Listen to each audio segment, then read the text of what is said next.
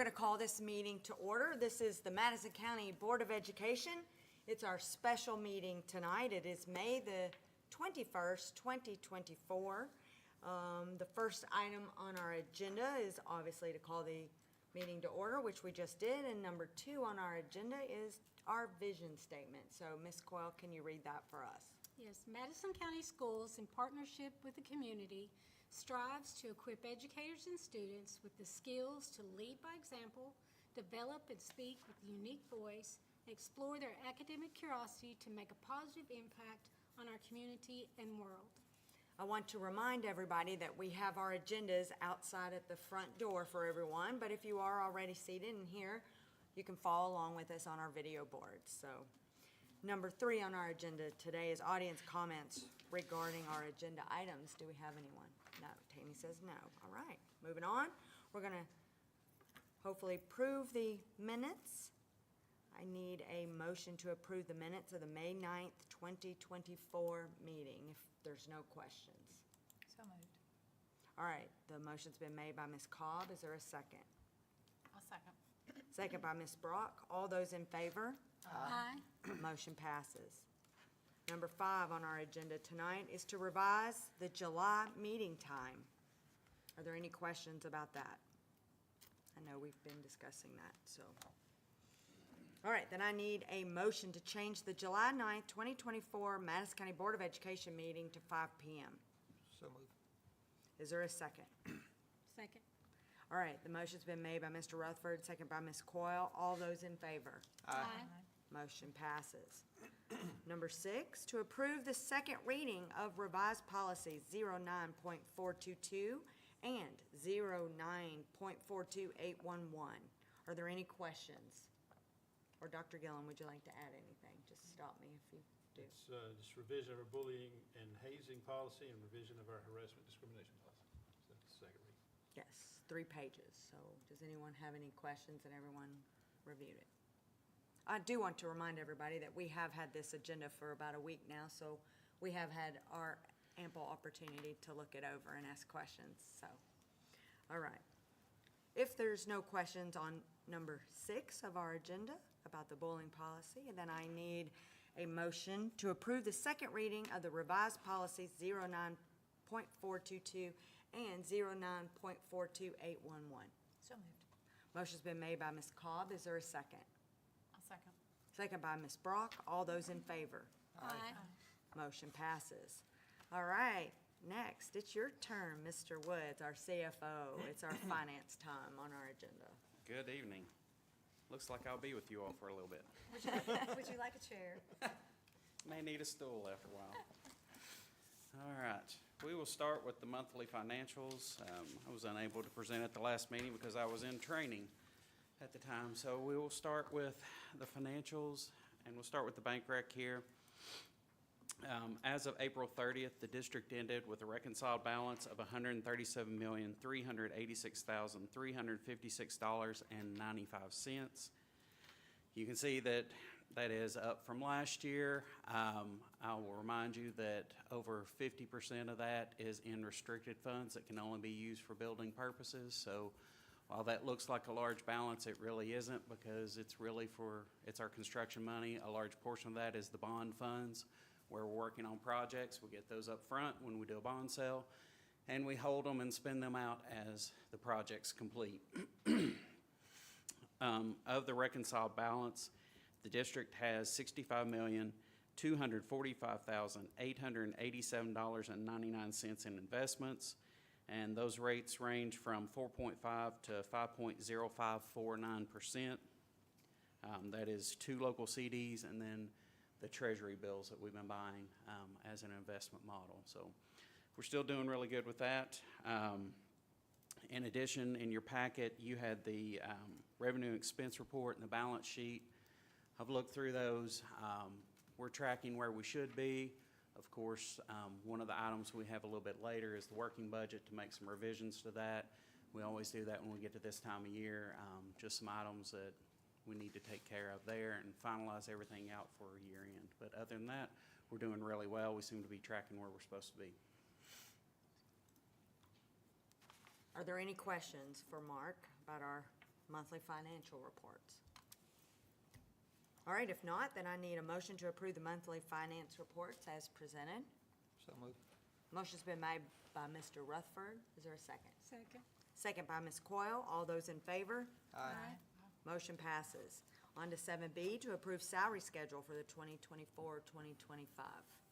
All right, so the proposed salary schedule that you have that's been presented to you is for a 5% increase across the district.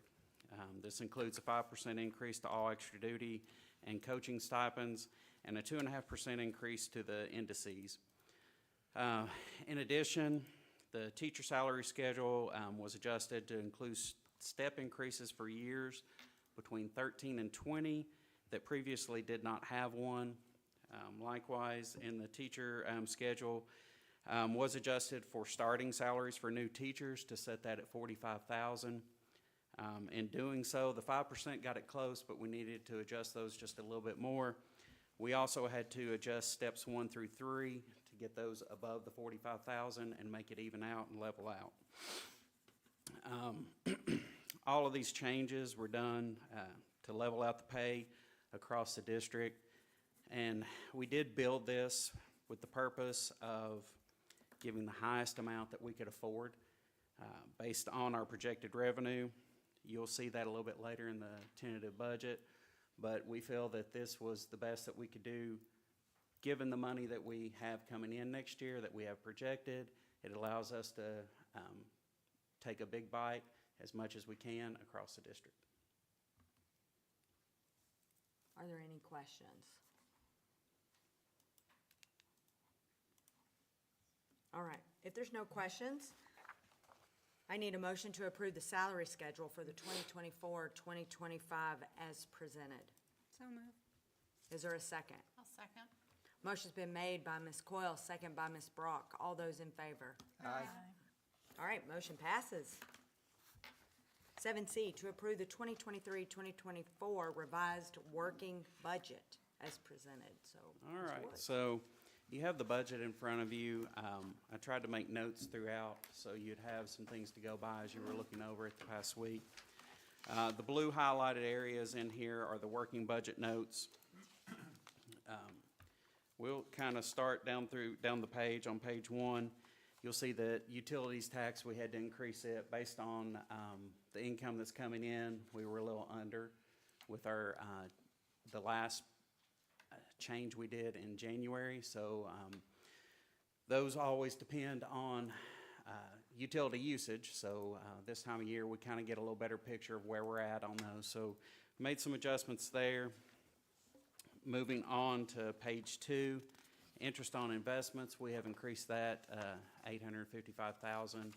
I was a little under on what I thought we would do with the market. Current projection or previous projections, they were saying that the market was going to slow down, everything was going to start dropping, the rates it would be able to get. The Fed has not changed the rates. Each time that comes up and they have a meeting, they keep holding the rates steady. So as long as those hold, it seems that we'll be able to hold out on our interest. So I had to increase that in the budget. Moving on to page 4, and this was one of the biggest changes in the budget, and this was our SEEK. If you remember, our SEEK was really low going into this year. They came back and they revised it. They gave us an additional $400,000 in transportation funding that we were not expecting. And then our biggest change in that is we had some student growth, and that accounted for $840,000 that we were not expecting. So overall, moving on down through, you can see on page 6, our Medicaid reimbursements have come in just a little bit higher than we were originally predicting. And then you see there on sale of equipment, we've been selling off the CSEP buses that we had that we were required to keep pre-positioned. So we're doing really good with those, so we needed to put that line item in the budget. And then loss compensation, that's from our storm damage. So that's the money that we've received from the insurance company to cover our storm damage back in June. it's $550,000. It's not nearly what it's going to cost us to repair all of that, but we needed to get that line item in the budget. And then on page 7, those were some settlement payments that we received out from some national settlements we were in. That's our changes for revenue. Going down through the budget, really I had to put in some money. It's towards the back. Well, I'll just keep moving through. Page 12, we had to put in a line item for our Waco purchase. So we increased the budget there to take care of that. You see down at the bottom, that's a rough estimate, somewhere in that ballpark, what it's going to take to fix all the different items. Based on our initial projections, we may be able to get some of that done for less, but that was our initial cost of things from the storm repair. So that was $1.67 million, and we received $500,000 in payments. So, after depreciation and everything on all of our assets, that's what they gave us to offset. Those are the big items down through there. I did make sure that we had our property insurance proper, our vehicle insurance. I did have to increase the fund transfers out because we have some construction projects that require us to put some money into. Some of the things that we've kind of been holding the money, but we finished up some of those projects, some of the turf projects, the lighting projects, things of that nature. The additional items we're doing back behind Clark Moore's, so we need to move some money over to take care of those. So I did have to increase transfers. Overall, that's the big changes in here. It's just kind of doing some cleanup. There's really nothing major other than that. What questions do you all have?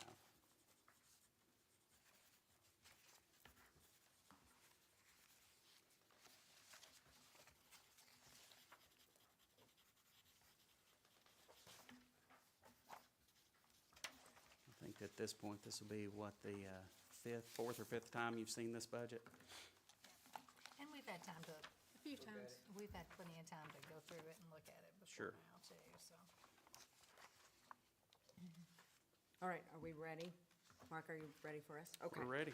Then I need a motion to approve the 2023-2024 revised working budget as presented. So moved. Second. Motion's been made by Ms. Brock, second by Mr. Rutherford. All those in favor? Aye. Motion passes. All right, if you're following along, we're now at 7D, to approve the 2024-2025 tentative budget.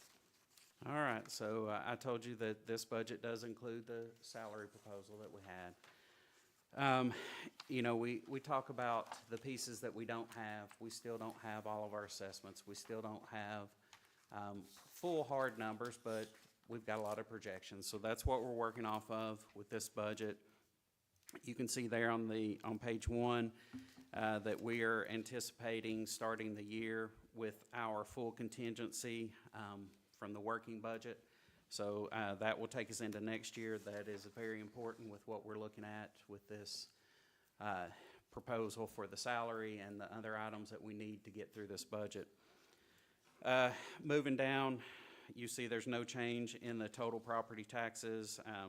We don't have any information on the assessments and all that, so that would be done in the fall. The board would look at that. Motor vehicle tax, we left it unchanged from the draft. Moving on down, utility tax, I did increase it because, we just talked about in the working budget we increased, but I've brought, it's lower, it's increased from what it was in the draft, but it's lower than what we have in current year because, again, it's just dependent on weather and how much usage we have.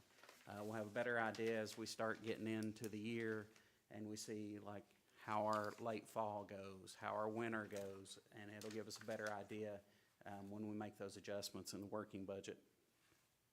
Moving on to page 2, down there on interest on investments, I did increase it an additional $250,000 from where we were in the draft budget. Still, long term, we're looking at the rates are going to start dropping. I don't know exactly when, but I'm planning for that in this budget compared to where we're at in the working budget. So that's why it is less than the working budget.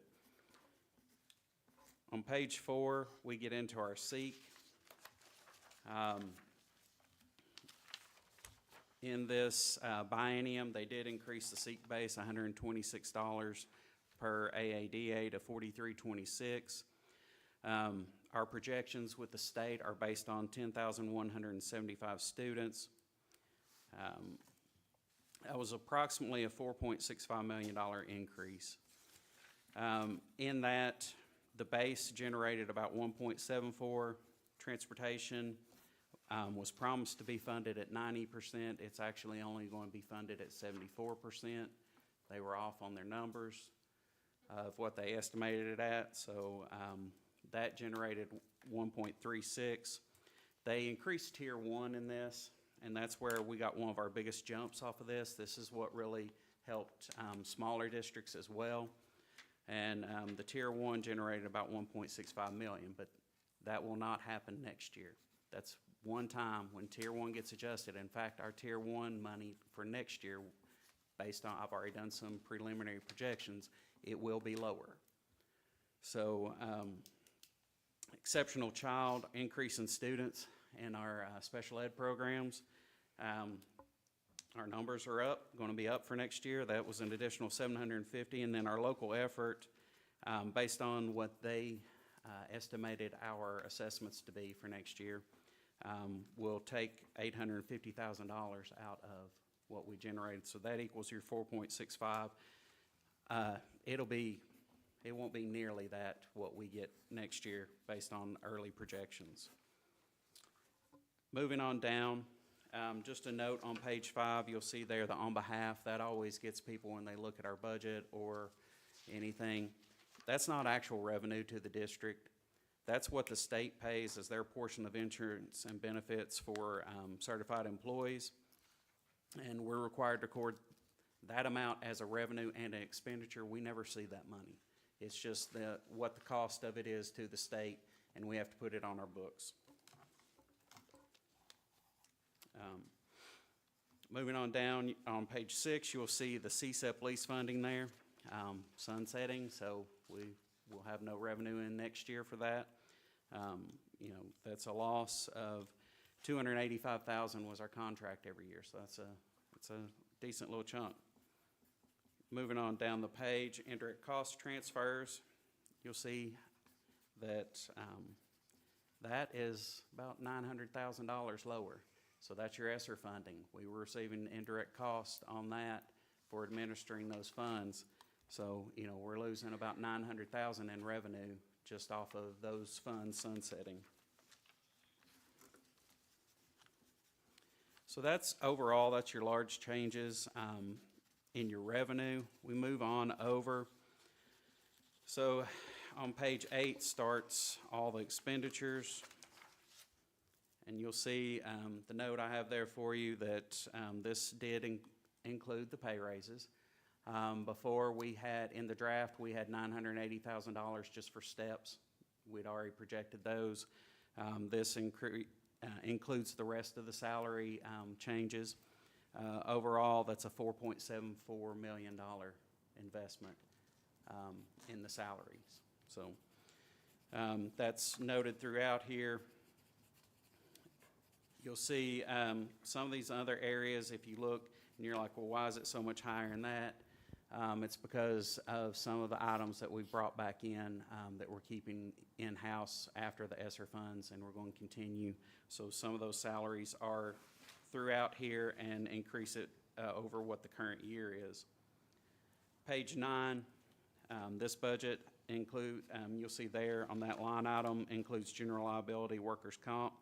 I have included enough in there to capture our potential 35% increase. That's what I'm going with based on talking to other finance officers and things that we're seeing across the state.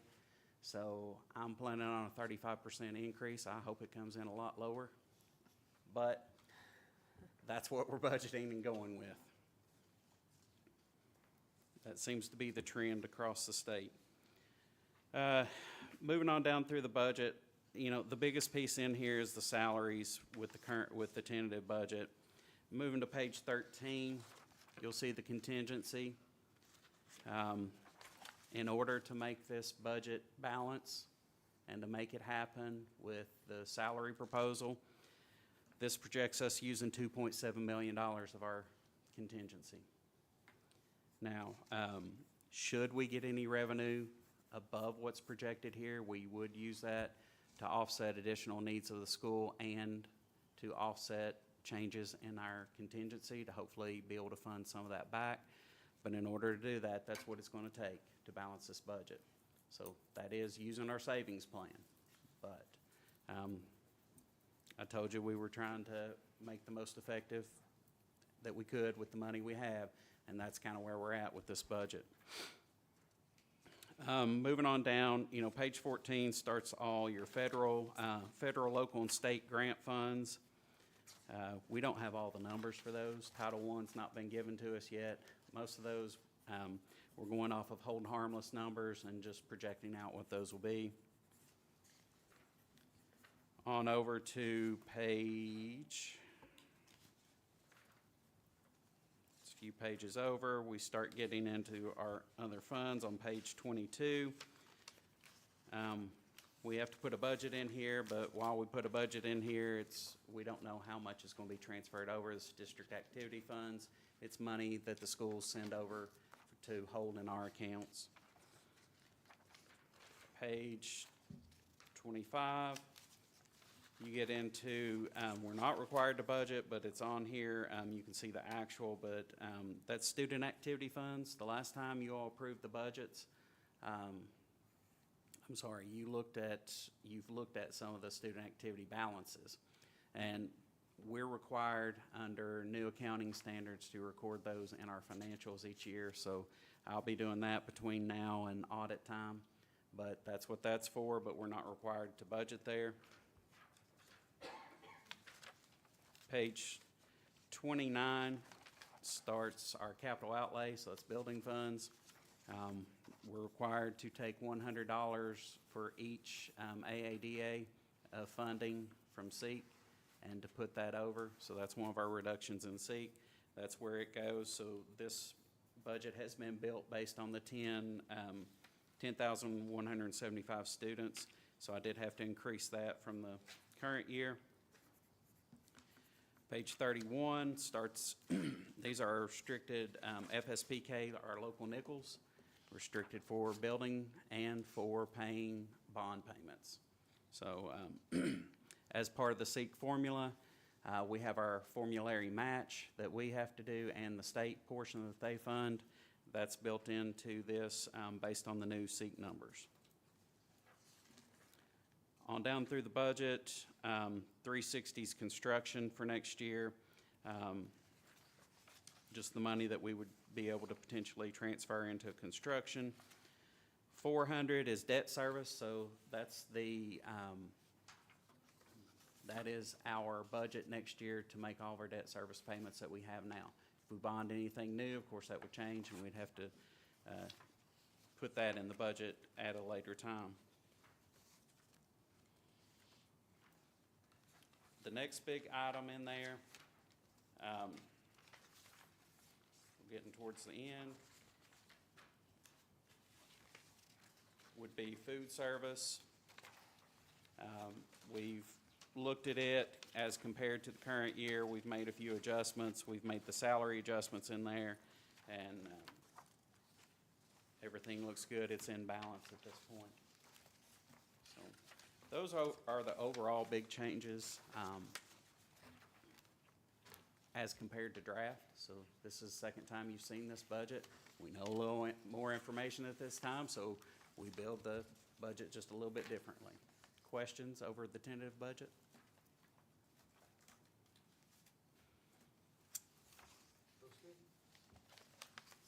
All right, if there's no further questions, then I need a motion to approve the 2024-2025 tentative budget as presented. So moved. Motion's been made by Ms. Cobb. Is there a second? I'll second. Second by Ms. Brock. All those in favor? Aye. Aye. Motion passes. All right, 7E, to approve the fiscal year 25 school activity fund budgets. So as a requirement of Red Book, each year, the schools are required to budget each one of their student activity funds that they hold in their accounts that they write checks out of. That's what you have before you. It's them doing proposed budgets for their funds for next year.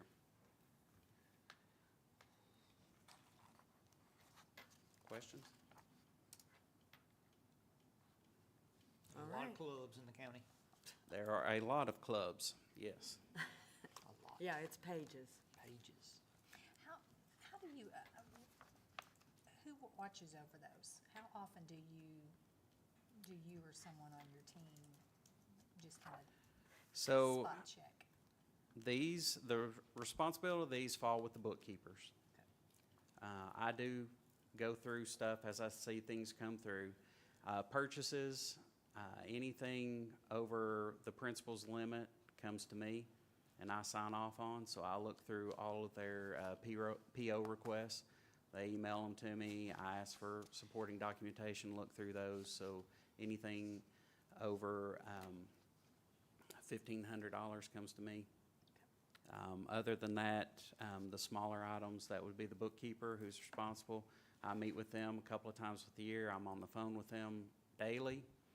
We talk about things that are going on in their building, things they have questions about. If they have a Red Book concern, they call me, we go over it. So I'm in and out of their stuff daily. I have access to the accounting software, and I'm the only one with administrative rights to that. I have access to that. I go in, and occasionally I'll just go in and look and see what So they're, there's some oversight. I just spot check.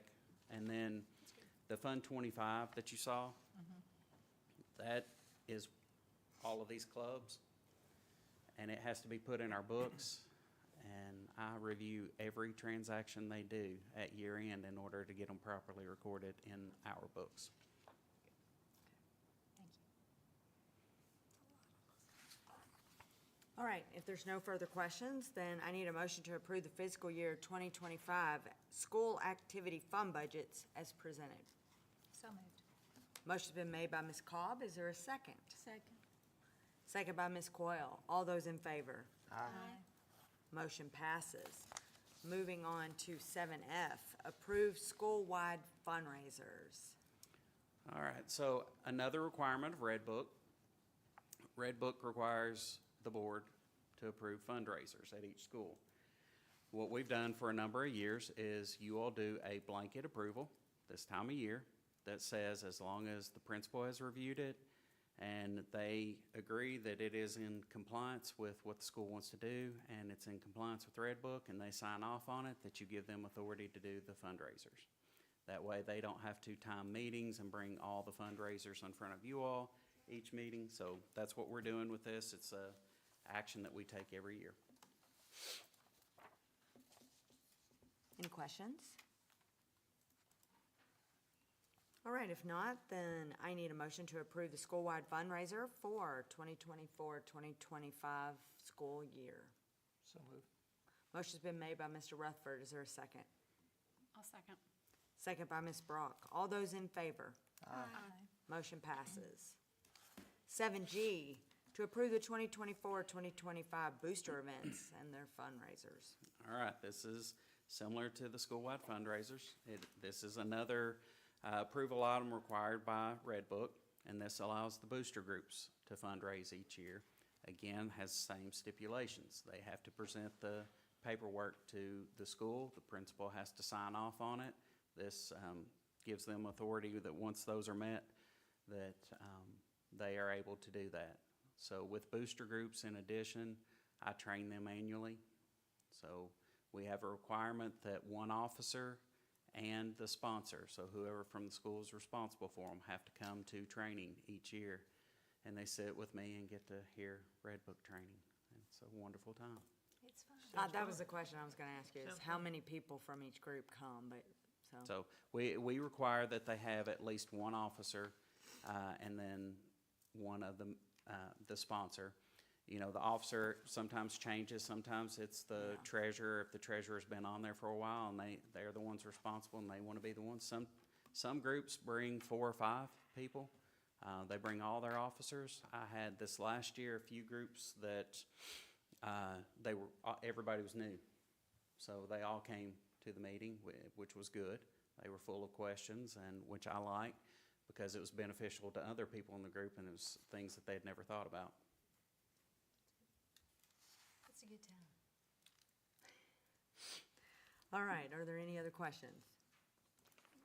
All right, if not, I need a motion to approve the 2024-2025 booster events and fundraisers. So moved. Motion's been made by Ms. Coyle. Is there a second? I'll second. Second by Mr. Rutherford. All those in favor? Aye. Motion passes. Moving on to 7H, to approve indirect cost rate. So each year, in order to have an indirect cost rate, we have to go through the state calculation. We have to remove any items that might need to be adjusted out or removed. This allows us to charge basically an administrative fee for administering grant funds. We do not charge it very often.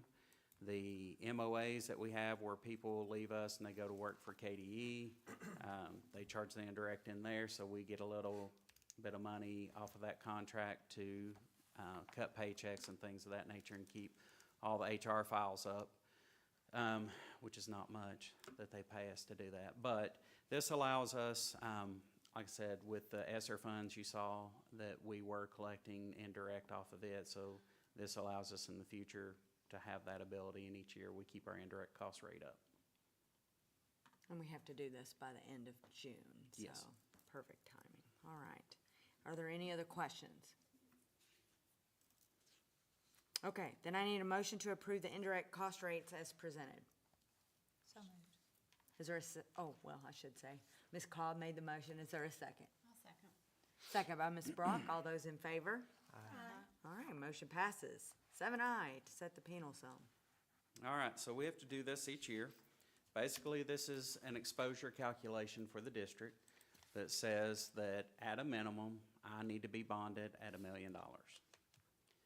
You all have always done $2 million, and I would hope that we would keep that at least at that in the future. But we also, we bond Nina Thacker, which is our Director of Financial Services, because she and I handle the larger transactions, and we bond both of us at the same amount, both at $2 million. We're required by the state only to bond me at $1 million.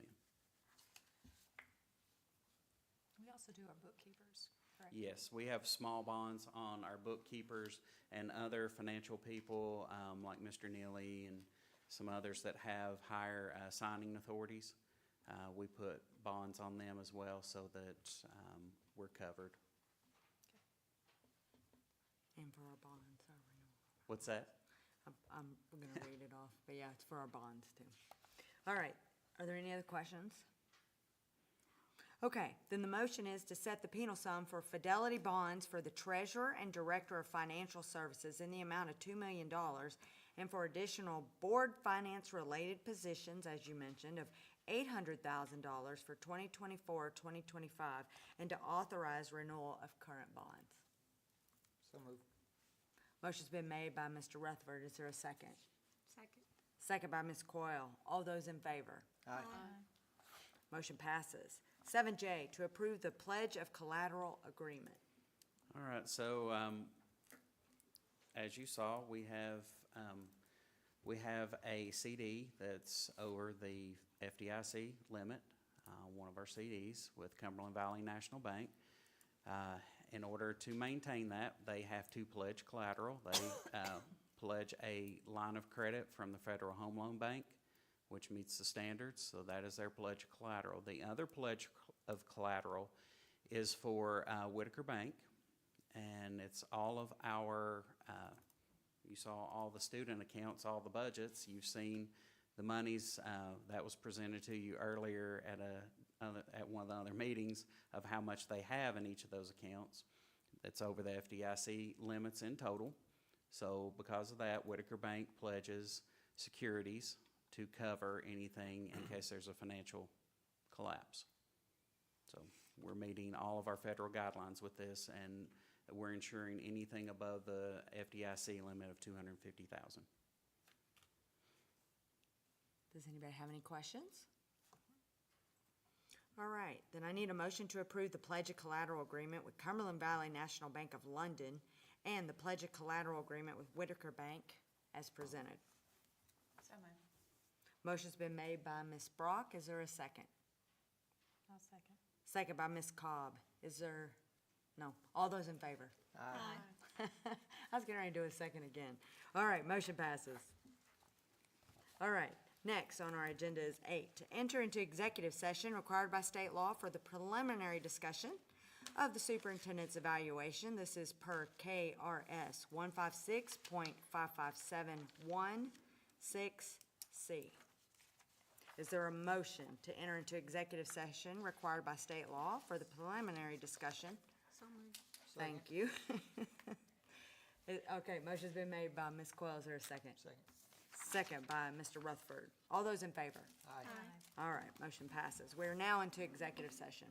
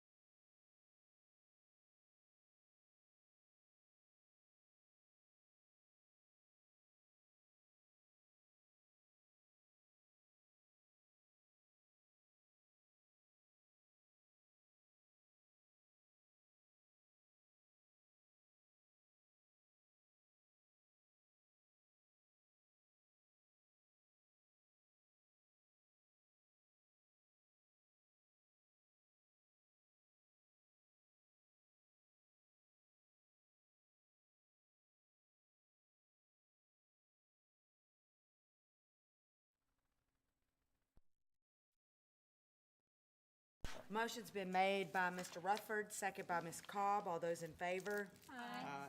Motion passes.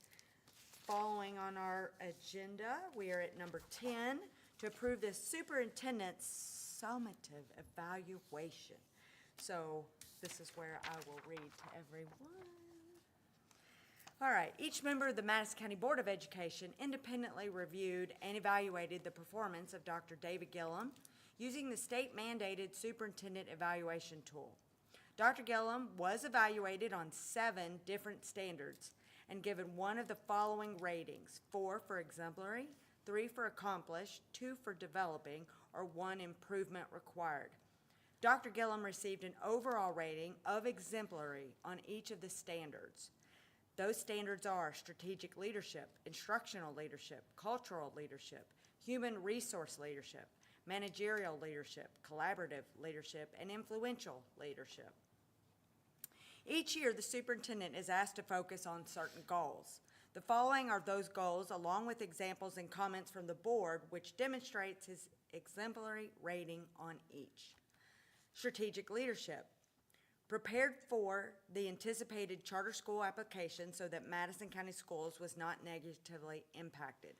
Dr. Gillum showed very strong leadership through this entire arduous process. He worked collaboratively with our legal advisors to follow the process meticulously and within the law.